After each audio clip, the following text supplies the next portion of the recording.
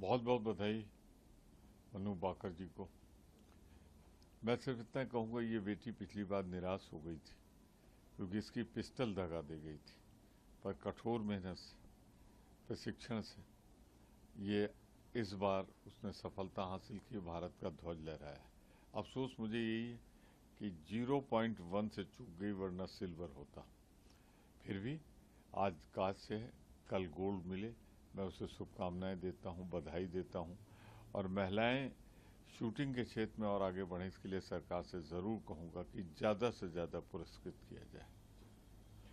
जो बात कर लेते हैं दिल्ली की ओल्ड जनरल नगर की जो घटना हुई थी, उस पर आप कैसे देखते हैं? यहाँ पे जो 3 बच्चे हैं जो यूपीएससी एस्पिरेंट्स थे, उनकी मौत हुई और एमसीडी ने कहा है कि वो 13 सिविल सर्विस इंस्टीट्यूट के जो बेसमेंट्स हैं उनको सील करने का उन्होंने निर्देश दिया है। आप कैसे देखते हैं इस घटना को और ये जिस तरीके से रवैया रहा?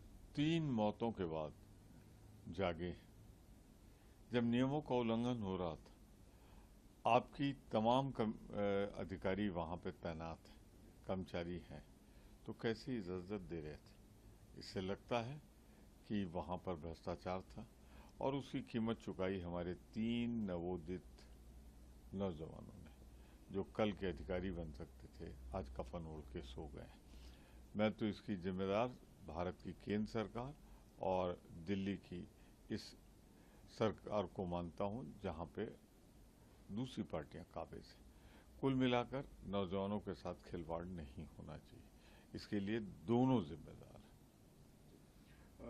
सर, शरद पवार जी ने ये कंसर्न रेज किया, जिस तरीके का वायलेंस हो रहा था महाराष्ट्र में, वो मणिपुर जैसी सिचुएशन बन सकती थी, मगर ये नोट किया कि जैसे स्टालवर्ड्स लोगों ने हार्मनी और इक्वालिटी प्रमोट करी है, जिसके कारण वो मणिपुर जैसी सिचुएशन नहीं बनी। कैसे देख रहे, जैसे सीरीज ऑफ घटनाएं जिस तरीके से हुई थी उसके हिसाब से? शरद पवार जी बहुत वरिष्ठ हैं, बहुत अनुभव है, उन्होंने वहाँ की पैनी नज़र है उनकी देखभाल के ही कहा है।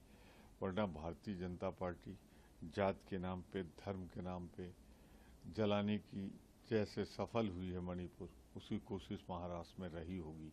तभी शरद पवार जी ने कहा है भाजपा बाज आए धर्म और जात के नाम पे देश को बांटने की।